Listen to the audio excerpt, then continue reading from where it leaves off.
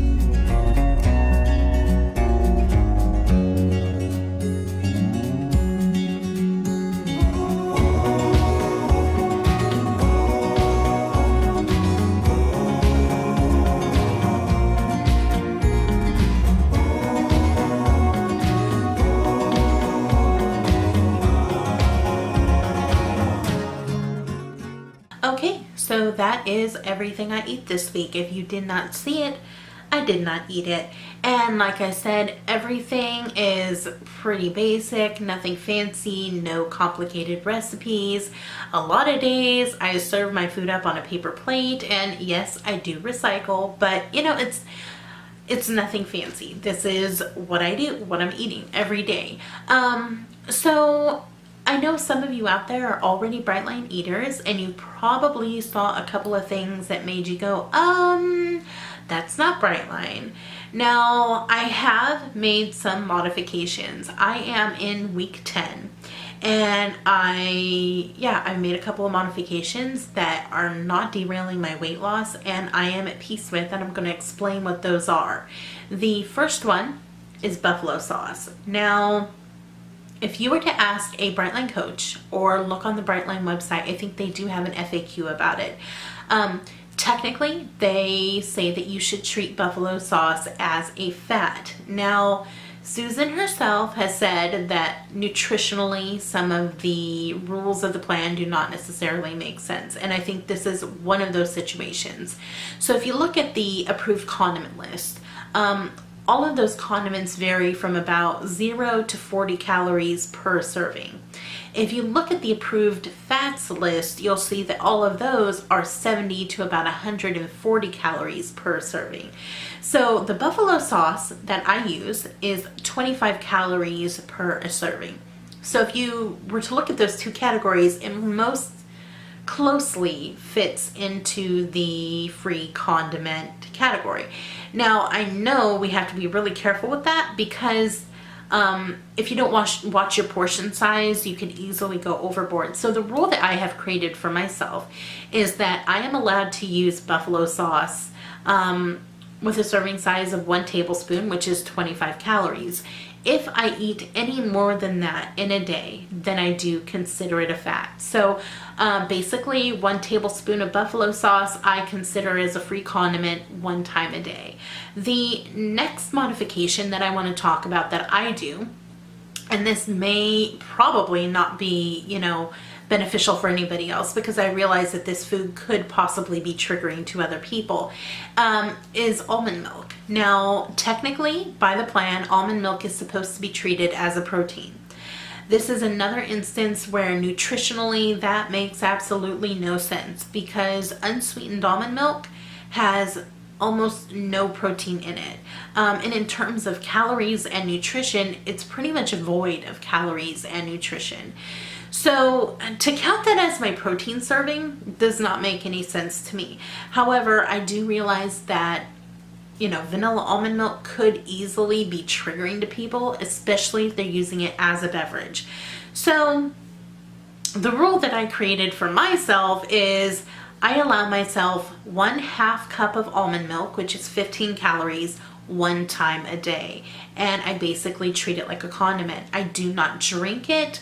I do not freeze it to make any kind of dessert. The only way that I use almond milk is in my cereal, and that is it. 1/2 cup, that is my cap. If I go beyond that, then I do count it as my protein, but I do not believe that the 15 calories and 1/2 cup almond milk is going to completely throw me off track. So hopefully that makes sense. A couple of other things I do kind of weird that people have said, well, should you do that?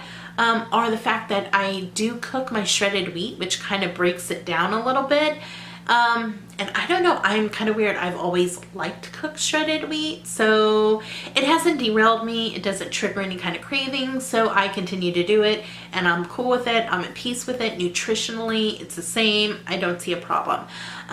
The other thing in regards to my cereal is I do cook 2 ounces of banana in my oatmeal or shredded wheat, and some people disagree with that because they think it's a little bit too close to mashing it up or having a smoothie or blended foods, which we try to avoid. But again, it's not triggering me, and that's the way I like it, so I'm going to continue to do it. I have done that since day one, before anyone even mentioned to me that that would be a bad thing possibly, but I'm pretty confident it's not, a problem for me, and I am very mindful of the modifications that I make, which I think everyone should be, just to make sure that in the future they don't spiral out of control. So yeah, those are my rules. Sorry, my camera battery died, but I'm back.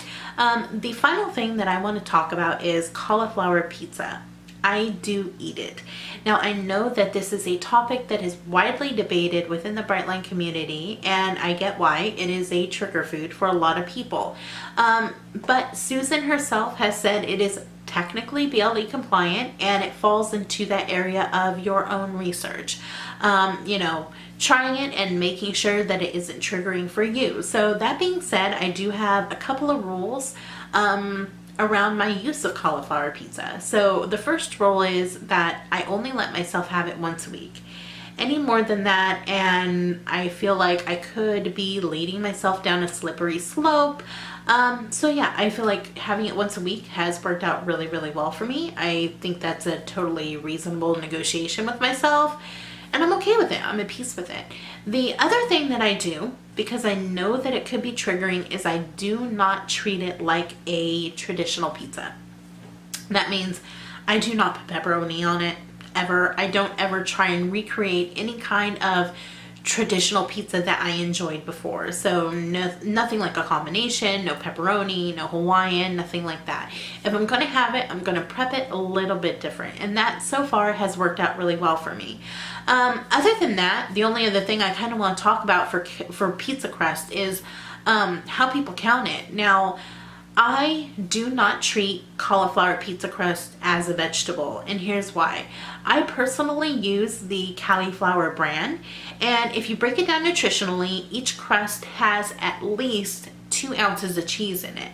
And it weighs a total of about 4 to 5 ounces once it is cooked. So to call that a vegetable would be completely wrong, in my opinion. There's way too much cheese there. So when I do it, if I eat the whole crust, I count it as my entire protein, which would be 2 ounces of cheese.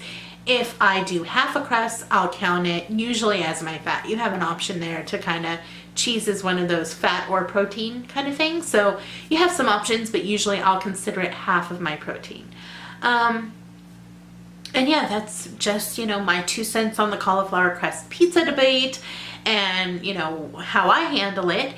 And I think that about wraps it up. If you have any questions about what I ate this week or my diet, go ahead and leave them in the comments. I hope you enjoyed this video. If you did, please subscribe and hit like below, and I'll see you next time. Bye.